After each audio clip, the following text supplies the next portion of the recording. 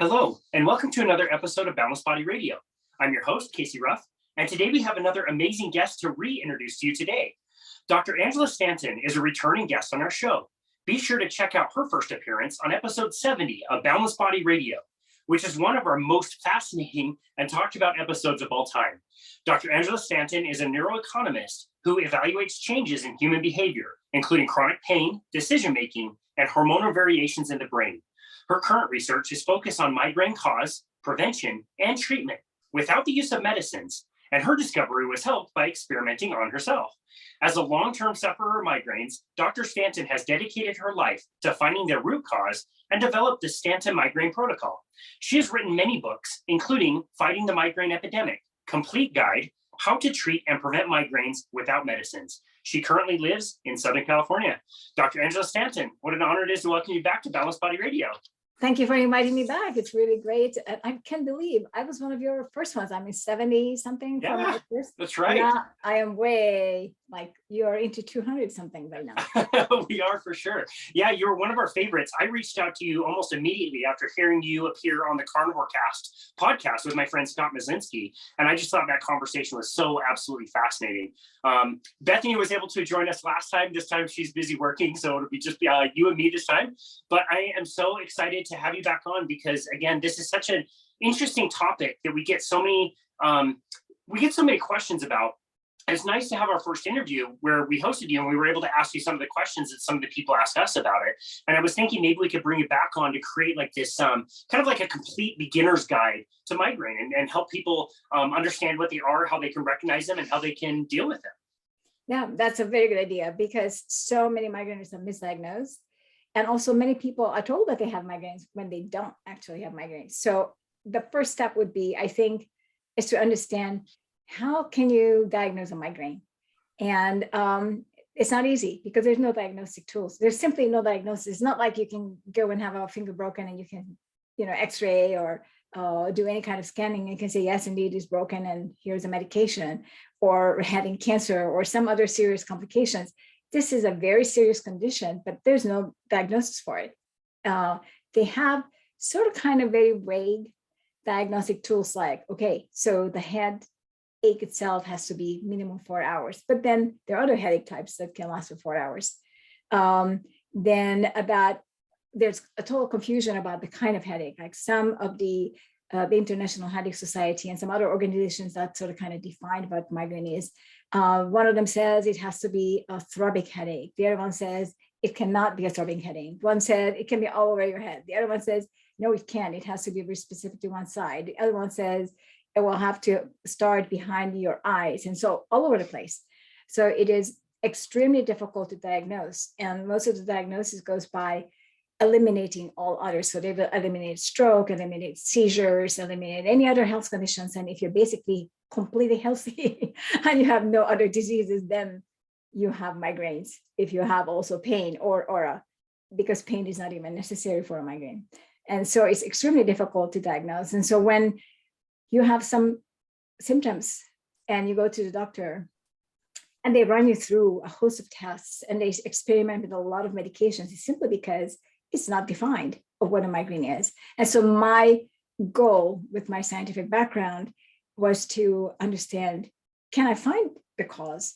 And if I can I then go ahead and diagnose a person with migraine? So that's basically, and I'm not a medical doctor, I have to say this up front, so I don't diagnose per se, but at least I personally have a criteria that I apply to people who come to me to tell them whether they do or do not have migraines.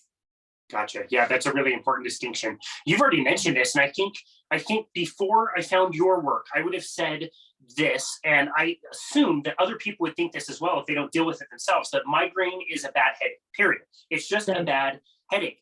And so as we're discussing like what a migraine is, we can also discuss what a migraine is not, because you're right, like there is so much confusion out there. And if there's no way to have us, before you came along, have a solid way to diagnose this, it would be, you're right, like terribly difficult to be able to tell somebody whether they have migraines or not.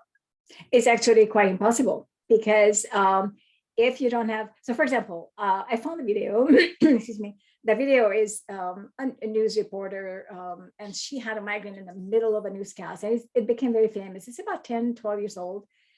And she didn't appear to, I mean, I don't know if she had a pain or she didn't, we don't know that, but she was in the middle of a sentence reporting on TV live, making a report, and said words that were absolutely incomprehensible. And she didn't know it.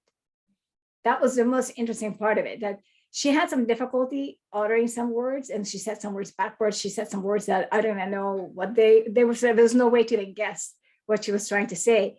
And so then they pulled her off the air and they took her to the emergency thinking she had a stroke. And all she had was a migraine. We don't know if she had a headache or not, but this is a migraine. It's very different from anything else. Now, this is just one form of one kind of symptoms. So the symptoms of migraines will depend upon what part of the brain, the particular condition, which is what actually is the cause, affects the migraine. So it affects the brain. So in the brain, we have basically two completely separate hemispheres, and they work very differently. Like, for example, my speech, my ability to speak is controlled by a center called the Broca area, which is in the left side of the brain. And so if I can't speak, for example, like that news reporter couldn't speak, that's because this area is affected by this particular thing, which is the cause. And it's just on one side, and therefore it usually affects one side. And so that she couldn't speak was very specific because it affected her, not her mouth, but her ability to speak. But it can, for example, affect one area of your brain on the back where your visual area is. Then you're going to get an aura, but the aura is going to be in the opposite eye of what area it is touching or affecting. And so all the symptoms, like, for example, hemiplegic migraines, their half a body may go offline completely or partially. Like, I had a couple of hemiplegic sessions, and not a lot. So there's a whole lot of discussions about, well, I am a hemiplegic migrainer, I am an aura migrainer, but that's not true. Just today, one of our longer time migraineurs said, I've never had an aura in my life. I had all kinds of other migraine symptoms. And 1 year into the protocol, I now have an aura. How is that possible? And it's because it's a different area of the brain. And so we have so many different symptoms that if you're just looking at the symptoms, you can't tell whether you have migraine or not. But note that I haven't even mentioned pain so far. Right. So how does that play into things? I'm sorry? So how does that play into things, the pain itself? Okay, so the pain itself is for those cases when the brain, okay, so I have to backtrack for this, because so the brain faces itself or finds itself in a particular situation, and which is the cause. And just to state right up bluntly what it is, it's an electrolyte imbalance in the brain.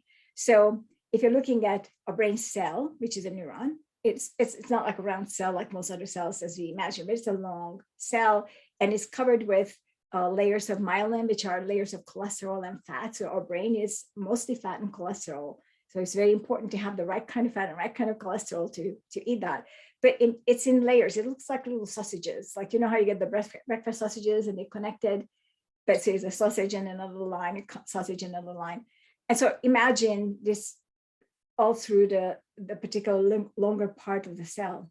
And so where there is no cover, no myelin, there are areas that are called nodes of Remy. So these are empty, they're completely open to the environment. And on this spot, you're going to have thousands of little pores. And these little pores are going to be voltage gated channels and other kind of channels as well.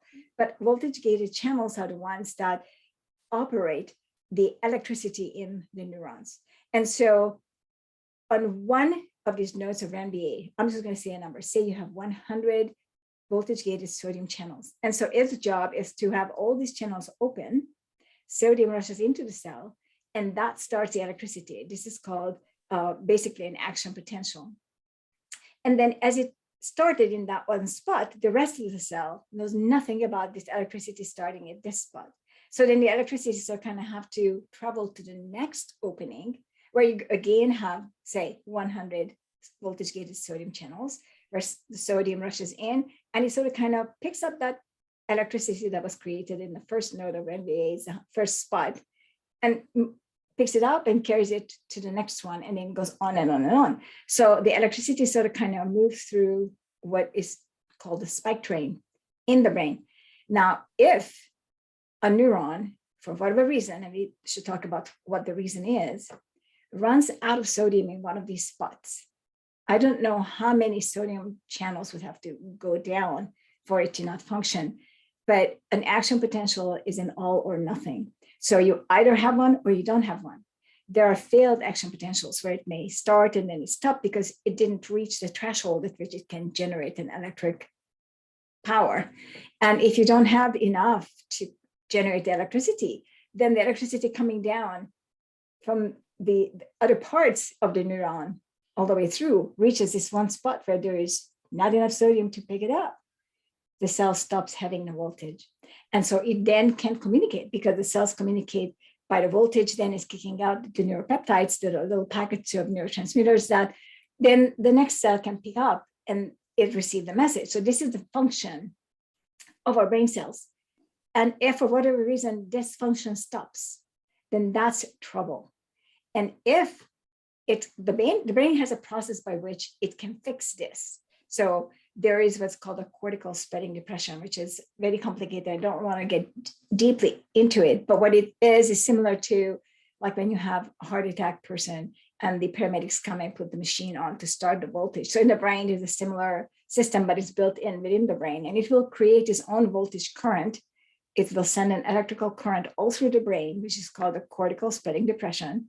And it's visible if you're watching it with the proper equipment, functional magnetic resonance imaging or other kind of scanning, you actually can see.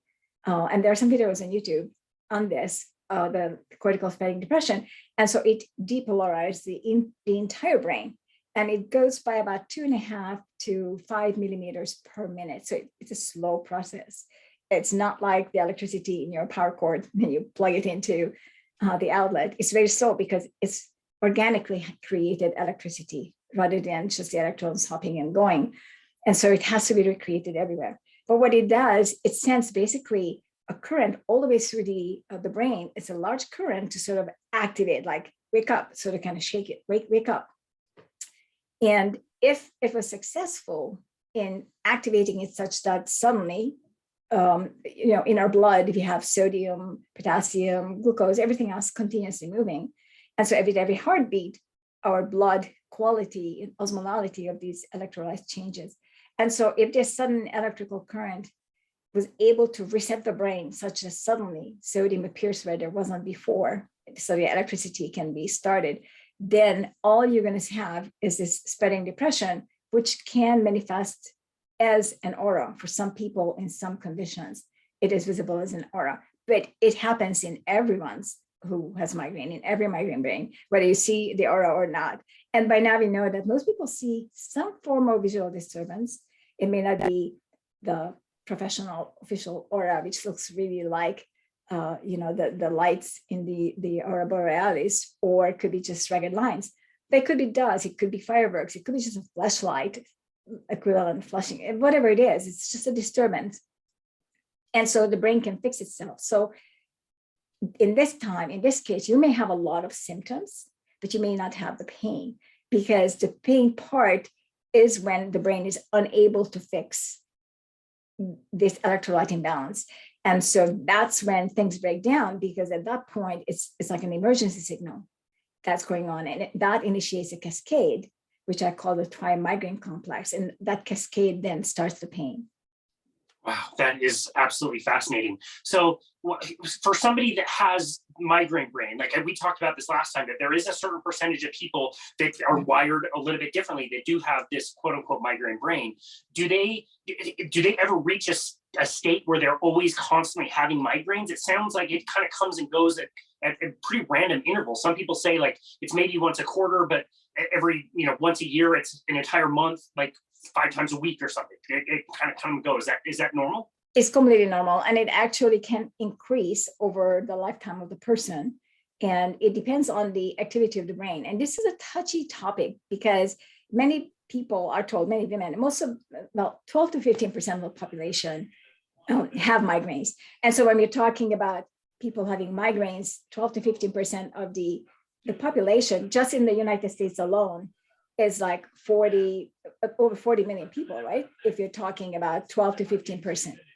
And so that 12 to 15% is such a big number. And so first of all, you're wondering, what actually does this mean in terms of genetics? How come so many people have it?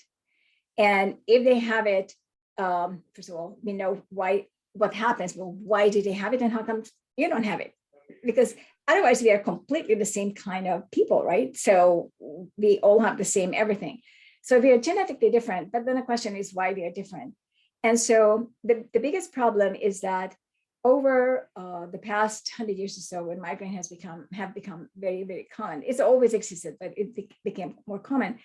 Many doctors tell elderly females or females who are getting up to the premenopausal or menopausal stages, oh, it's going to disappear when you end up getting menopause. And that actually is bad. And so let me tell you how that works. As long as your migraines are increasing, that means that your brain is extremely active and you have all the connections and you have everything going and it's, significant. When migraine stops, that means something changed in your brain, something degenerated. And so in order to understand what that is, you have to understand that the migraine brain is different in that the sensory neurons associated with your eyes, ears, nose, the taste, touch, these are the ones that are enhanced.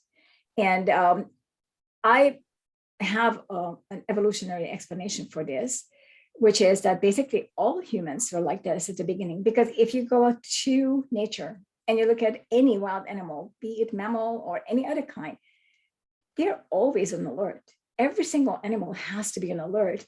And they have to discover if there is a danger, an animal, a predator that's about to eat them. But it's better for them to discover it long before the predator comes. I mean, it's famous that there are animals that alert other animals, for example, because they see better, but this animal type is, for example, hearing better or whatever. They have very enhanced sensory organs. So humans too used to have such sensory organs because we used to live among these animals in the open, right, in the prairies. And then adaptation happened as humans moved into homes and moved out of areas where this danger appeared. But not everybody adapts at the same rate. And so I'm suspecting that there's a population of people who haven't adapted so well or at all to the modern lifestyle. And by this modern lifestyle, I include carbohydrates, carbs, light, anything that's artificial and anything that is basically protecting us from the need for this particular alertness. And so this alertness then has to express in a different way. And there's a chemical trick behind it all, because if you took all the migraineurs of the world and you put them on an uninhibited island and provided them exactly the same kind of food that they would have eaten, say 300,000 years ago, they would not have a single migraines. This is why the carnivore diet works amazingly. Of course, there are some modifications today because our life is different. We still have the light, we still have the cars, we still have the traffic and all the stimulation, which we shouldn't be having. And so it makes it very difficult, even with the carnivore diet, to control the migraine. But the reason is that we are living in an environment that is not natural to us, and we just simply haven't adapted the same way as other people have. And so when we're talking about migraine coming on sometimes just once a quarter, and then later maybe in your life once a day, and then later every day, yes, it's because you haven't changed your lifestyle. And so all the negative things that caused the migraine to the first place, the first time you got it, you still continue doing. And so it gets worse and worse and worse because you are threshold. After, it's just like a stress. A little bit of stress is good, right? A lot of stress is not good. And if that stress continues forever in your life, that is going to make it worse and worse and worse. And so then you're going to reach a point where your body says, that's it, I can't handle this anymore. And I'm unable to replenish the nutrients. I'm unable to do anything. I'm in big trouble. Start the emergency. And from now on, until it's fixed, I'm just going to hurt. That's just the way it is. Wow, that is absolutely mind-blowing. And so if we could take a magic wand and erase all of the stuff that we have as part of our modern lifestyles, the food, the environments, the lights, all of that stuff, we might be and placed into a more natural environment that we would have evolved in. We might be sad for a week that we couldn't go on Instagram, but we would get over that very quickly, and people that have migraines would no longer experience symptoms. Exactly. And this is what we actually see in the Facebook migraine group when we change our environment, and we should talk about what that is, then the migraines pretty much disappear. I personally can still obviously get migraines. I get prodromes. So it's another thing we talked about, the pain is that isn't just a pain, and it isn't just a migraine. Migraine comes with prodromes. So you have visible signs, or at least signs that you can feel prior to a migraine. And you can act on them. So these prodromes will always be there, even on an uninhibited island, because the migraine brain is anatomically different from a brain of a person who doesn't have migraines.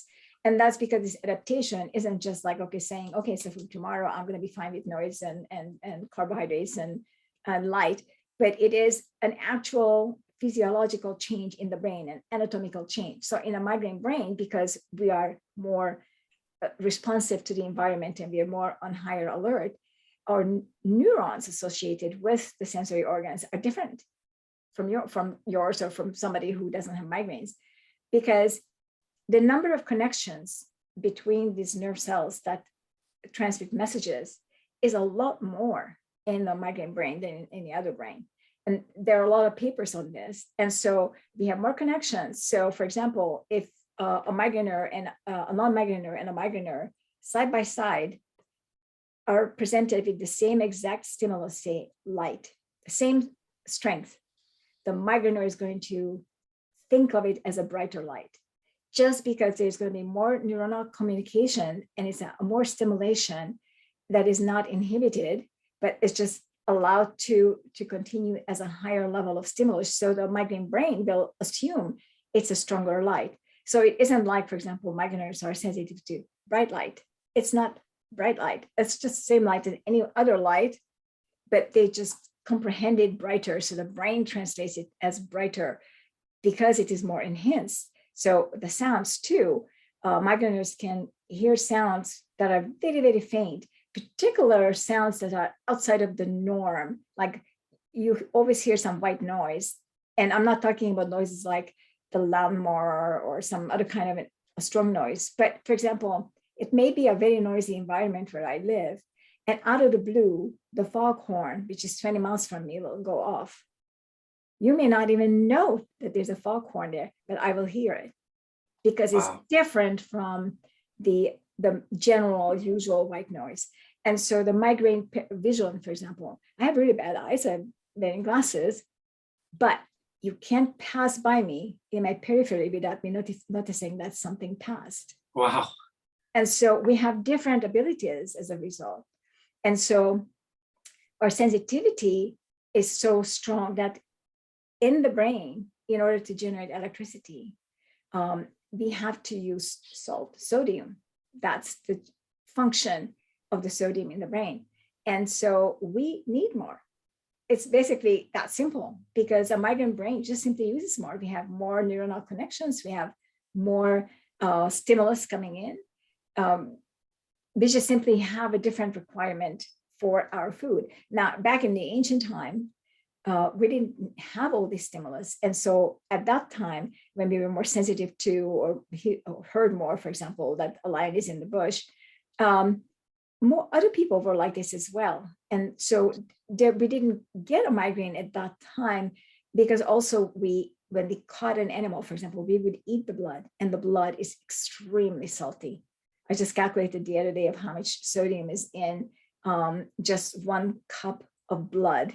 It's like 2,600 milligrams sodium. That's more than the daily allowance as per the FDA. And that's in 1 cup of salt, of blood, if they take 1 cup of blood from you. So our blood is extremely salty. And so if you kill an animal and you take its blood, it's fantastic. You just had your daily sodium right there. Wow, that's crazy. And to contrast that with the amount of sugar we have in the blood, which is absolutely minuscule in comparison. So crazy to think about. Right. It's minuscule, and also what sugar does, which is something that nearly nobody remembers of, yet it's in every textbook and it's every medical manual. In the very front is that when Sugar can only, or glucose, I should say, can only enter into the cell by taking something out of the cell. I mean, a cell is not empty, it's full. So if you think about a glass of water completely full to the top, then you want to put in as much as a molecule of glucose, something has to come out, right? It sort of kind of sprays out. And so when glucose enters the cells, two things come out. One is water, and that's because a glucose molecule has 6 water molecules in it. So automatically a glucose molecule going in is going to displace 6 water molecules because it's an exchange. It's just an equal exchange of the water molecules. And in addition to that, in order for the glucose to go into the cell, it uses the energy. It's not just a free diffusion kind of a transport rate, can go wherever it wants to. Glucose can't enter the cell without some sort of active transport. And so there are 2 kinds of transport, insulin or sodium. And 95% of the glucose in our body actually is active transport via sodium. And so when the way that works is that as sodium leaves the cell, it leaves through a voltage gated channel. It creates enough energy for the glucose to go in. It's sort of kind of an exchange. And of course, they use protein pores to come and go. But so every time you eat carbohydrates, when the glucose enters from the blood into a cell, it's going to take out both water and sodium.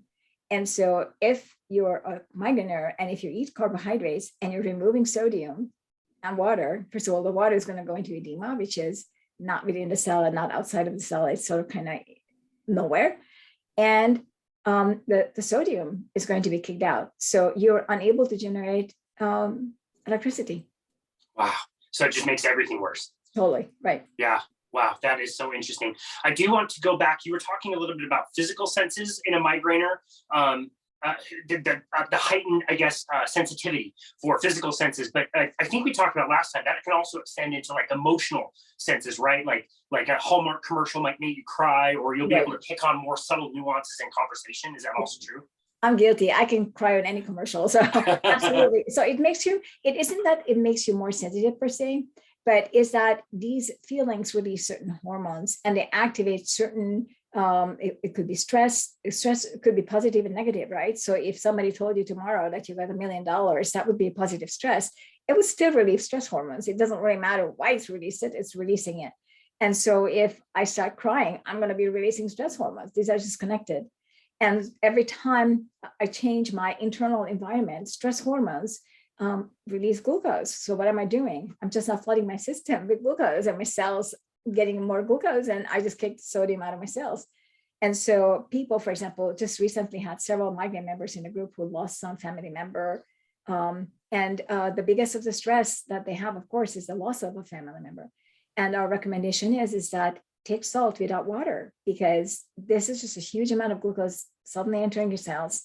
And it's a huge amount of stimulation also for the neurons that need to generate electricity, because suddenly they need to generate more serotonin, more dopamine. I mean, they try to make you feel better, right? So it's going to be requiring a lot more neurotransmitters as well. So you will have more brain firing just for that. And so it's usually tames the condition. And also, I just recently read an article that back to my original research that you mentioned, which was neuroeconomics. My primary research was on oxytocin, and the oxytocin is a hormone that releases and makes people, it's a bonding hormone. It's also called the love hormone. And the article that I bumped into by total coincidence, it just said is that this is on rats or mice, one of the two, some rodent. When they fed them salt, they released more oxytocin and they became friendlier. And it activates a whole lot of other feel-good pathways. And so sodium or salt has a huge role in how we feel as well. So it's not just to generate electricity, but it actually is. And this is probably why there are some people who absolutely crave salt and must have salt. That's probably telling them that something in their brain needs extra salt. Wow, that is absolutely fascinating. I love your work on oxytocin. I think you've done some excellent studies on that in the past, and we've talked about that Mhm. before. I absolutely love that. I do want to bring up something else we talked about a little bit last time as well, before we talk a little bit more about lifestyle things that we can start addressing. And pretty much every time I point this out to somebody who has a migraine, they tell me that they are the exception. They'll say something like, nope, maybe other people that's true for, but that is absolutely not true for me. I'm wondering if you get the same feedback when I tell people that 100% of the time, when you have a migraine, there is something that there's a sign that happens somewhere about a day before you actually have that. Is that absolutely true? And It's do you get the absolutely same, true. and do you get the same pushback where people say like, no, I don't. Other people might, but I don't. Right. I get the exact same feedback. And then what happens is somebody will post a particular prodrome that is something new to them. This, again, it happened today. Somebody posted a prodrome, or actually last night. She said, why does this always happen? I feel so good. I'm so full of energy. And I start cleaning the cabinet in the middle. And when everything's finally packed out for me to clean and pack away, then bang, I come down with a migraine. Well, that was a prodrome that she's above with energy, more energy, and full of wanting to do stuff. And some even refer to it as like a high. They feel sort of euphoric. And once she posted this, then you should see the number of comments after that. Oh, wow, that's me. I feel euphoric. Oh, I'm doing this all the time. I didn't know this was a prodrome. And so we have a lot of prodromes that are just simply unknown. And also most people, if they feel good, like this woman did, who decided that, oh, I'm so full of energy, let me just unpack the kitchen and let me clean it tip to toe, they feel good. Why would they think that this is a prodrome of something bad to come, right? I mean, they feel really good. We normally assume that a prodrome has to be negative, that it has to be something that feels bad, like fatigue or whatever. It isn't necessarily so. It can also be that you're just full of something. And she asked me, well, what could this be? Why would I feel so good and suddenly bang, come down with a migraine? And this, of course, this is estimation, is a hypothesis. It's not something that I can test, but I believe that this is something to do with a fight or flight. So when you have a fight or flight kicking in for whatever reason, it could have been carb, could have been some anxiety, it could have been a commercial that you started crying, or whatever it is, it starts a fight or flight. And a fight or flight basically releases a stress hormone, or more than one. And then it starts, for example, increases your heart rate, it increases your blood flow, blood pressure, blood flow, the oxygenation rate, and you suddenly have a lot of energy, because what it's supposed to do is to make you either fight or flight. That's what it's supposed to do. So if you feel so good, if you go for a little run, everything, all these hormones are going to relax and gonna feel good. So when you're so full of energy, you're going to do something. That's the goal. But when you're doing something, and this is a part of a fight or flight, it is the sign that is a migraine, because within that tri-migraine complex, the first symptom of a migraine is the fight or flight. That is how it starts, because the brain says, I don't need enough salt. I need to have more something to get the electricity going. The brain doesn't know it's salt. It just knows it's not working. It needs to have more electricity going.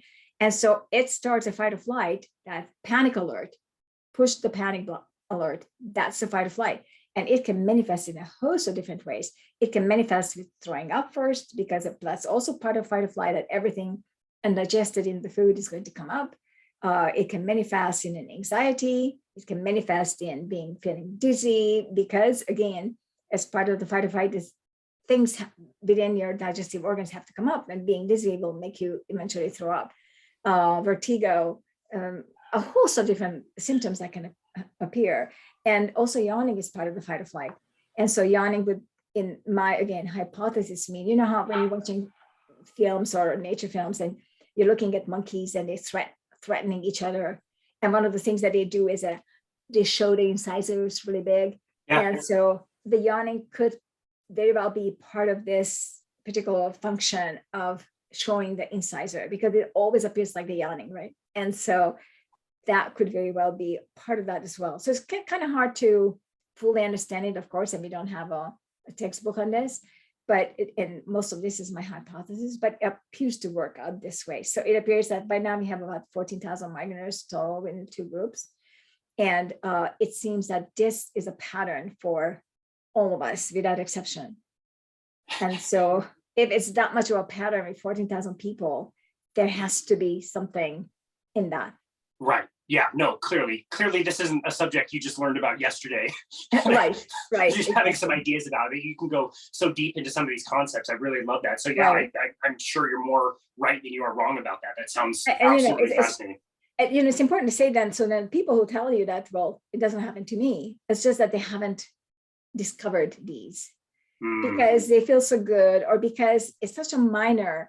Like my biggest prodrome, and I mentioned this in our previous podcast, is that one eye gets smaller than the other. Well, it's not something I look at. I can look into my own face and look to see what's happening, or there's a mirror on my wall here, and I can look at it all the time, but I never do. It's not something you normally do. And yet that is I find that in our migraine group, at least 99% of the migraineurs have that one eye becomes smaller before a migraine.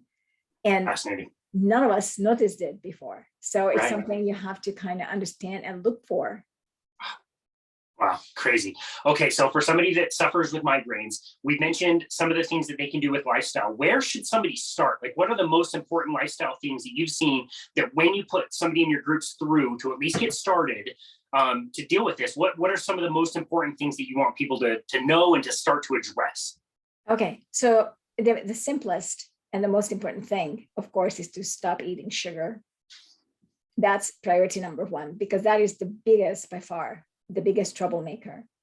And then the second troublemaker is they need to increase their hydration. And so I find that most people who join the group simply don't drink water. And this is something that is very important to note, because a lot of people are told a variety of different things about how much water they need. So for example, there is one particular saying that, 8 cups of water a day is fine. But then that would mean that a 10-year-old kid, a 99-year-old little old lady, and a 30-year-old football player would all just need 8 cups of water a day. I don't see that to be possible. And so we all need different water. Then another frequently said thing is that, well, you can count all liquids that you eat or drink. So for example, having a cup of coffee or tea, or eating a watermelon or juice, these all count toward water, but they don't. And this is something that is very difficult to understand. Let me see if I can pull something to it, but let me finish first the sentence, which is that, so if you don't drink enough water or blood, we have approximately 5 liters of blood, give and take, depending on our height, our gender, our activity, etc., but 4 to 5 liters. So 4 liters is a gallon. So it's a lot of blood that we have in us. But if they take all your blood out and they put it on the scale, and you take the actual proteins, which would be your red blood cells and the white blood cells, all those kind of things out, and you have water, is the rest, it's a lot of water. And so if you don't drink enough water, what is going to replace the water in your blood? And yet blood is the most important element in your body. That's the one that carries all the nutrients and also all the toxins.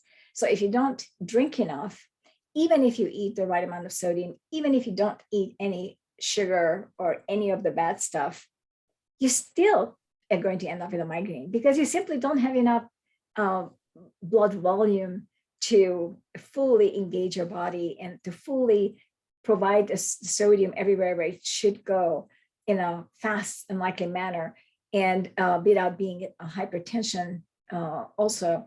And then also the toxins won't remove. So then you're going to have a buildup of all the carbon dioxide, all kind of other things that shouldn't be just circulating around all the time. And so the most important thing then is not just to quit sugar, but to also check how much water they drink and what they eat. And so let me talk a little bit about this water, which is a very important thing of why eating water versus drinking water, eating water in foods or drinking water in foods versus drinking just water are very different for our body. There's no water in your body. There's not a single drop of water in your body. What you have is oxygen and hydrogen molecules. So everything that we eat or drink breaks down into its actually atomic ionic structures. And so some of these molecules and atoms that are broken down to are polar. So for example, water, which is 2 hydrogen and 1 oxygen atoms, their formulation is such that both sides remain polar. This is a very unusual molecule. both sides are charged. So one side is slightly positively charged and the other side is slightly negatively charged. And so whatever you put the water into, it immediately forms a bond. And once that bond is formed, so say coffee, for example, you can't separate it. How would you get water out of a cup of coffee in your body? You have to boil the water or the coffee. You have to capture the steam, right? You have to cool it to make it into water again. We don't have a boiler inside us. We don't have a thing that captures the steam. We don't have any of those. We work with chemical bases. And can I chemically separate water from coffee? Sure. I need a nuclear facility. And we can do it. Our body can do it. Absolutely can do it. But it just takes too much of an effort. So if you really want to have water in your system, you need to drink water, which can then right away act as still is going to break up into hydrogen and oxygen. And they each will head into their very specific way. In some cases, it may remain together as a molecule. So for example, if you're looking at, I've just been studying a lot about the cell, how do things cross into the cell? And I looked at the oxygen, the water, and everything. So when I'm looking at the water crossing into the cell, each cell is in a little mini ocean because we are basically sea creatures. And so a cell is surrounded by what's called an interstitial space. The cells themselves don't connect. So like you think that your cells are connected because you're looking at your skin. They aren't actually connected. So each cell has a little layer that's called the glycocalyx, which are like little fingers, like very hair-like structures. They connect, but the cells themselves don't connect.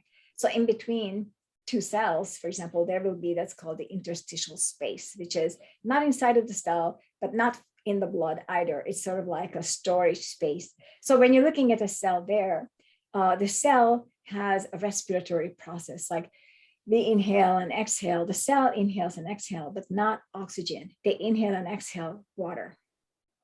And it's the movement of the sodium and the potassium and the water. And so a cell has what's called aquaporins, which are like little pores everywhere in the cell. And maybe you're talking about thousands of pores where the water can go through. But they go through one molecule at a time. So these cells are so tiny that each water molecule is going through one molecule at a time into the cell and then come out one molecule at a time as the cell is breathing.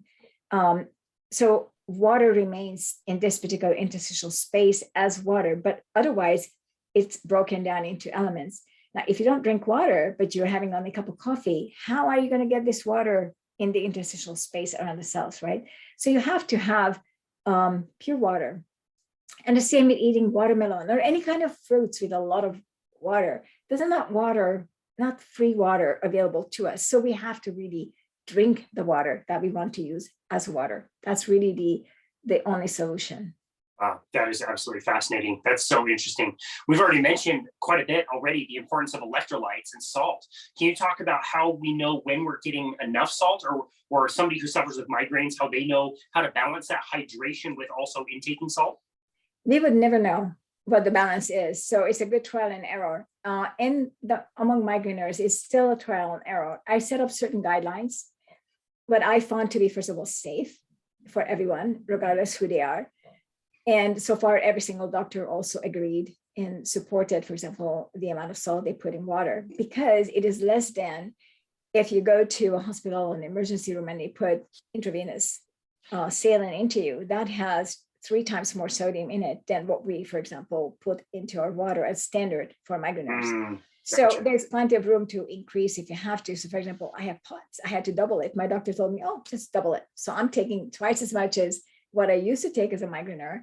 And I'm still below what it would be if I had received an intravenous solution. And if you talk to nurses, we have plenty of nurses in the migraine group, they will tell you that people with heart disease and cancer and stroke and everything, they come and we just pile the salt on because they end up getting edema without it. Because if you don't have enough sodium, then all this water, what's going to happen to all this water, which is part of the inflammatory process, right? That's right. And so sodium is essential also to reduce inflammation. And so it's very difficult sometimes to separate how much we need and when and why. But this is when some of these prodromes come in really handy. Because if I take salt, say I take I take salt capsules, and say I take 2 salt capsules, which is, in my case, is 720 milligrams sodium. It's about a gram of salt. Okay? If I take 2 of these, but my environment changed such that I need more, then I will see my eyes still going to be smaller. And so my eyes are going to be equal size if I'm properly salted, is what I'm saying. Wow. And this is very similar to other migraineurs. So they may need less or need more. Sometimes I find that, for example, this eye, which is normally smaller when I need salt, is bigger. That means I'm not needing salt. I have too much salt. I need potassium. So then I will eat some potassium food. We never supplement potassium because in our blood, there's very little potassium. We have 30 times more sodium in our blood. And so we don't want to drink potassium as a supplement because then it goes into our blood and we don't want there too much. That's a hyperkalemia and it can cause serious heart problems. And so we don't actually know. What we do is we take some and then we look in the mirror or we see how we feel. If I have an aura, did my aura weaken? Did it disappear? But before we even take salt, oftentimes we really don't know what we need. Then we do what's called a salt test. So we put a little bit of salt under the tongue, which just without water absorbs. And if it helps, it's very good for aura migraine because it absorbs, then it's usually sodium, but maybe not always. But if it helps, it will help within a couple of minutes. And if the auras are weakening or going away, then you know, okay, I'm going to need more salt. And if it gets worse, I need to go and grab an avocado for potassium or grab a steak if I am carnivore. And so we don't know. But in our foods, because in our body, believe it or not, there's a website. You can actually find out how many sodium or salt and how many sodium and how many potassium molecules or atoms you have in your body. And the numbers actually differ because potassium is much bigger than sodium. So by weight, they're the same, but by count, we have much more sodium than potassium. But by weight, they're the same. So if I am eating food, I want to balance the sodium and potassium 1-to-1 because the absorption of both sodium and potassium from the food is going to be through the intestines directly into the cell.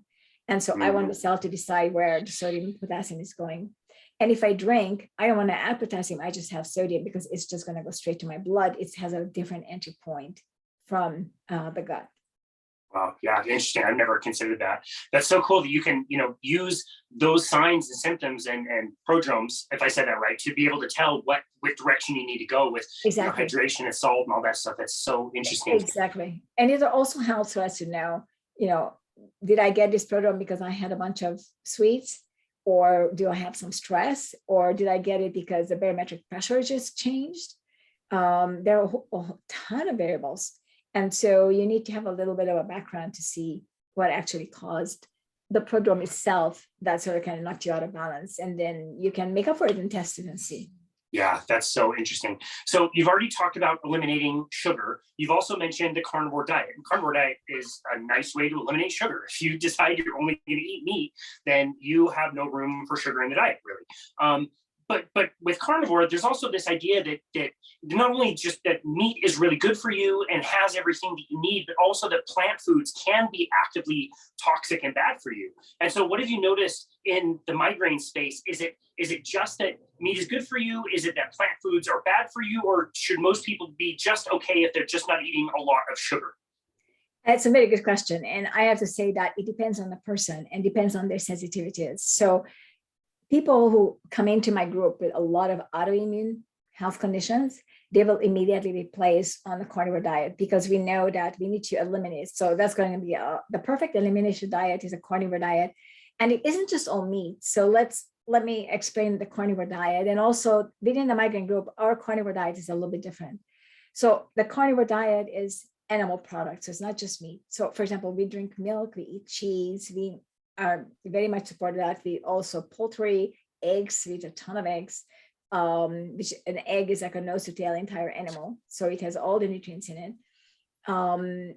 Fish, seafood, organs, bone marrow, whatever. So we basically eat everything that we want to eat that is animal product. And in saying carnivore, I'm saying all animal, but it isn't quite true, because what I'm trying to do is eliminate all plants.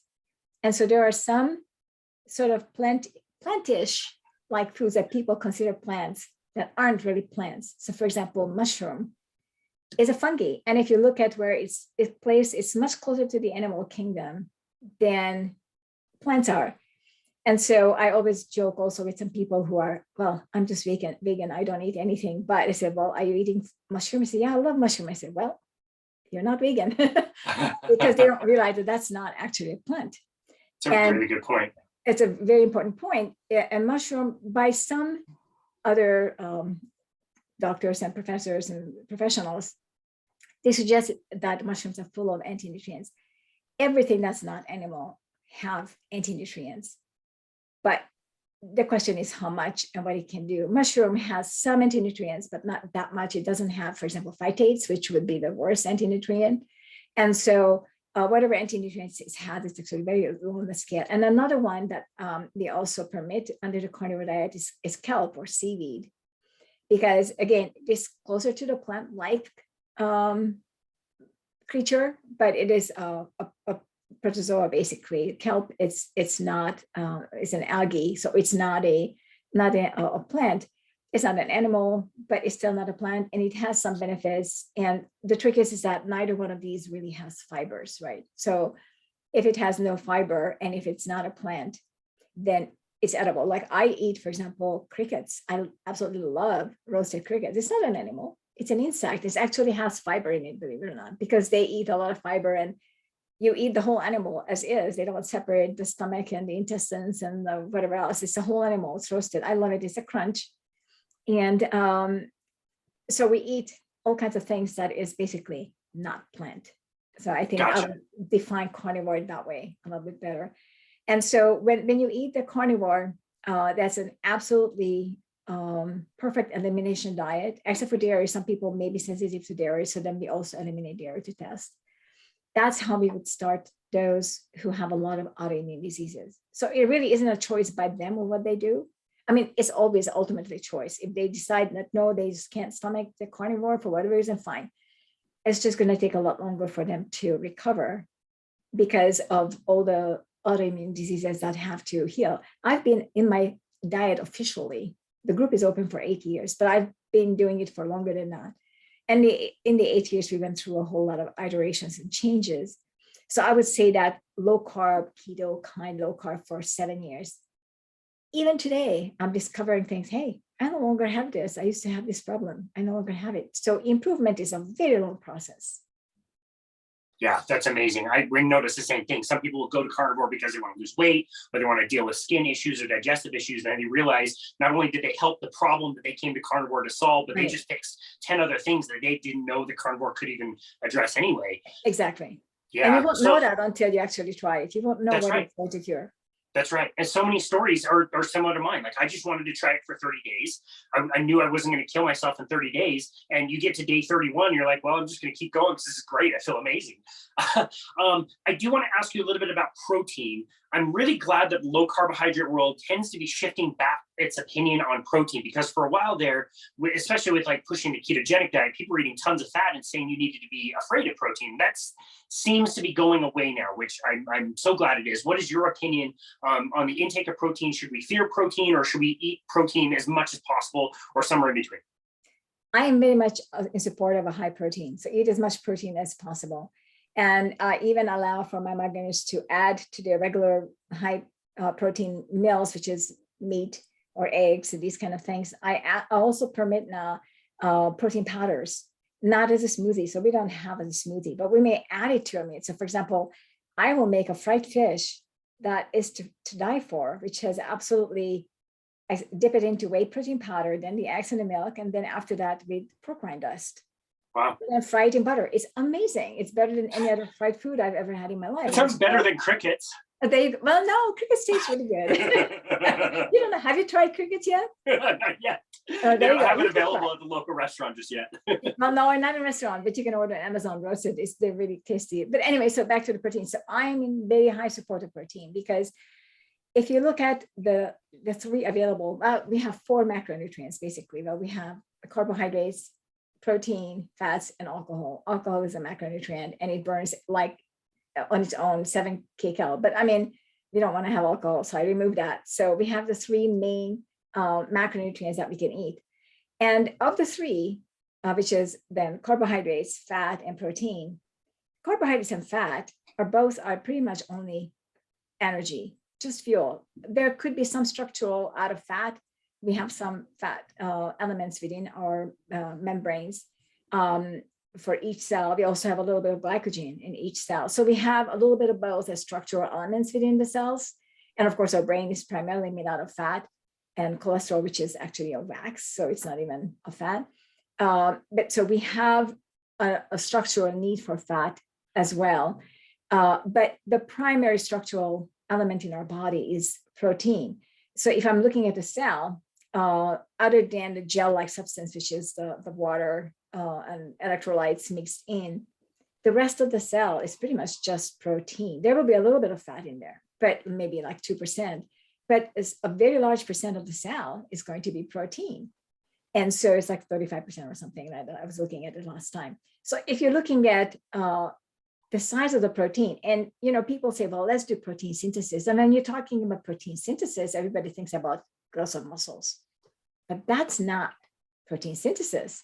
That's one kind of protein synthesis, because when you have, say, skin cells replaced every 3 to 4 months, your blood cells replace every 10 days or so.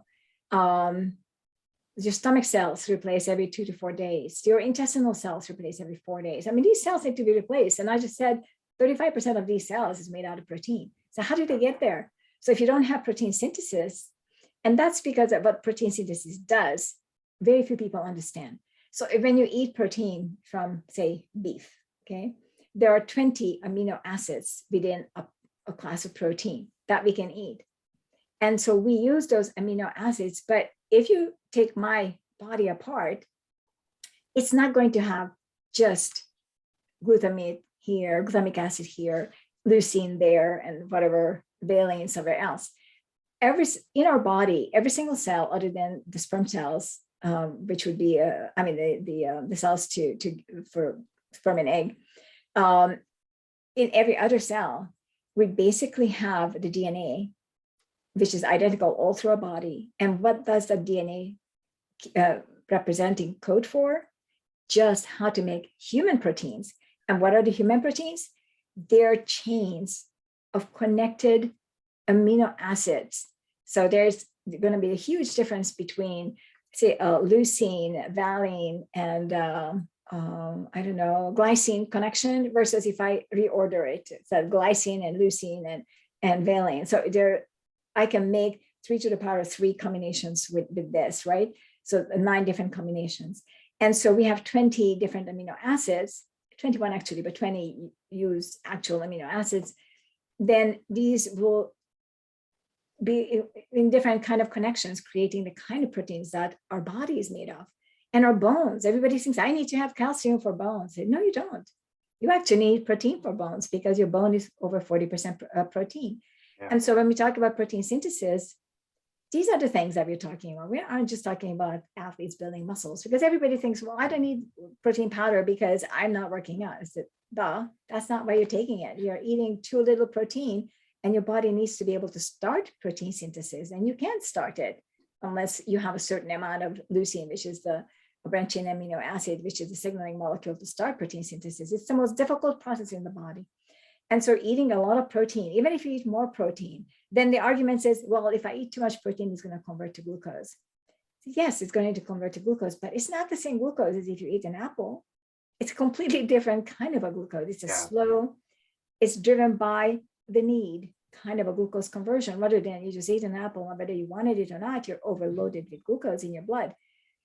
It's not going to happen from protein. So those with complete metabolic health can eat a ton of protein, and they can wear a CGM monitor, and they're going to see a near straight line with their protein, no matter how much they eat, and also no matter how much they fast. I mean, I have been to a 5-day fast, and I measure my blood glucose and blood ketones several times when I'm fasting. It's usually almost every hour, just to be sure that I don't go outside or above a certain range. And boy, my blood glucose is like a straight line. It's between 82 and 95 nonstop, all through 5 days. It just simply doesn't drop. And the same when I'm eating just carnivore. Of course, I don't eat carnivore. I chose to eat more hypercarnivore, and sometimes it's more keto. But time to when I ate carnivore for 6 months. And so it was fantastic. It's just, I personally didn't care for some of the things that much, and I didn't want to hate meat. So I added some carbs back minimally. So it's individual. But what I discovered is everybody says, well, you're going to come out of ketosis. And I said, okay, as an argument, you will come out of ketosis for a little time when you eat a lot of protein, because it is going to have to be synthesized. You have to, by definition, come out of ketosis when you're doing protein synthesis. And people say, well, why do I have to do that? Well, ketosis is when you're using your fat to burn as fuel. So it's a catabolic function. It takes away from your body. It reduces what you already have. And protein synthesis is an anabolic function. It adds to what you're trying to do. The two cannot exist at the same time. So you're either catabolic or anabolic. So if insulin is active, and insulin has to be initiated, it has to be active for protein synthesis. Or if you bring down and just eat the amino acids without any carbohydrates, without any fat, just on its own, protein synthesis won't start. So it needs to have everything in it. And there's enough glycogen in meat. Every cell has a little bit of glycogen. There's enough fat in meat. And then the protein synthesis will start. And so when you're looking at all this, it's building. It's going to use insulin. Without insulin, protein synthesis can't start, because protein synthesis it creates a protein, but it has to be taken to its place. It has to be built into something. And so insulin is used for that. So even though you're coming out of ketosis, you're coming out with good health. I mean, that's the goal. The goal is not ketosis. Ketosis is basically a mode. It's like you're driving a Honda versus whatever car. It's a car you drive, but that's not the goal. The goal is to get to places, right? And so where you want to get to is to become healthy, have lots of healthy cells, replace your cells that are non-functional or damaged, and create new cells. If you have damage to your kidneys or liver or heart, can you replace those cells? Can you fix those cells? Those require protein synthesis. Yeah, that's such an interesting point. I'm so glad you brought that up. I do have one more question for you, and this is about people who are maybe listening to this and think that, there's a few components here, and obviously things that people need to be thinking about, but it is fairly simple to have this idea that you may not ever have migraine symptoms for the rest of your life if you follow a few certain things. For somebody who says, I don't want to do that, or maybe I'm skeptical of that, I'm just going to go to my doctor and go to the medical system to see what they can provide me. What would you want them to know? They can always get medications. The question is, number one, are they going to work? Because from my experience, and from 14,000 members by now in the Facebook group, and several thousands who are no longer in the group because they're completely cured, and they're not on medications, but they will tell you that none of the medications worked. And so they may work for a little time, and then after a while, the body compensates, because there's still a problem. They don't actually solve the problem. So let's take, for example, one of the medications that is the most recent, and most people want to go for it, which is a CGRP inhibitor. CGRP is a calcitonin gene. It's a gene that is in the migraine world of research considered to be the cause of migraine. Of course, it's not, because this gene is all over the body. It's on the heart, it's your digestive organs, it's in the brain, it's everywhere. And so what people are beginning to discover is that, well, for a time, for some people, not all, I would say about 60% of the people get immediate benefit from it, and they won't have any migraine pain. That is true, because the brain is full of this particular gene, these receptors, and these receptors are basically pain sensors in the brain. They're actually outside of the brain, between the brain and the skull, where there's a fine layer, the meninges. So they're in the meninges. And so what the receptors, what they do is they inhibit them so they can't take up the pain signal. But what does that mean? It's like you have a broken arm from playing tennis, but you now can't feel it, and you continue to play tennis.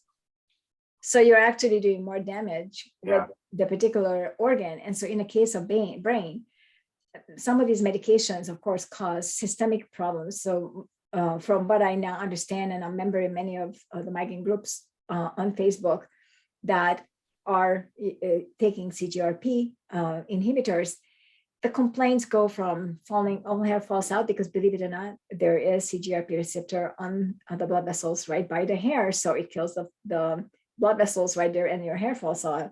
Nearly everybody is now taking hypertensive, like a beta blocker, because they all end up hypertensive.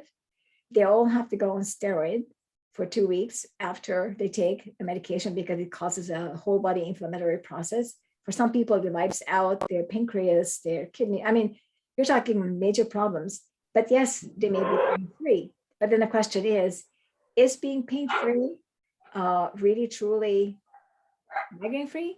It's not, because I said earlier at the beginning that pain is not even necessary for migraine, right? And so to remove the pain, which is a symptom, but to remain sick at the same time isn't necessarily sufficient. And like there's another drug, which is topiramate, that's a generic form, which is basically used for seizures, but a lot of migraineurs get it. And what it does, it prevents sodium and calcium from entering the cells. Well, what does that mean? The cells can communicate. A cell in the brain that can't communicate gets to be trimmed, meaning their connections are trimmed. It's brain degenerative. So this is why a lot of people who take that, they end up calling it Dopamix, because they feel doped. So you just need to know that the migraine doesn't disappear. What disappears is just the pain, maybe, and only for a short time, because then the body will adjust, because hey, the problem is not resolved. So the body will override the pain reducer and starts hurting in a different way. The same thing. Yeah, that is absolutely so fascinating. This has been an amazing conversation. I could have gone for hours with you before and more hours today. There's just so much you've done in your research that has made this accessible for people and really practical, that I absolutely love. Where can people go to be able to find you, connect with you and your work, and get some relief from suffering from migraines? Yeah, so they can find me, of course, on Facebook in my migraine group. I have two. One of them is Center Migraine Protocol. I've actually just search for Center Migraine Protocol on Facebook, because I don't even remember the group name. They can find me on Twitter at Migraine Book. That's my handle. They can also find me at stantonmigraineprotocol.com, and I have a nonprofit, which is stantonmigraineprotocol.org. So they can send me messages in any of these. That's awesome. We will link to all of that in the show notes. Dr. Angela Stanton, thank you so very much for, again, all of your research, everything that you've discovered about this, and all the hope that you provide for people that are suffering with this. We really appreciate you, and we appreciate your work. We appreciate you taking time out of your busy day to be on our show today. It's such a pleasure. Thank you so much. I really enjoyed talking to you. Absolutely. And this has been another episode of Balanced Body Radio.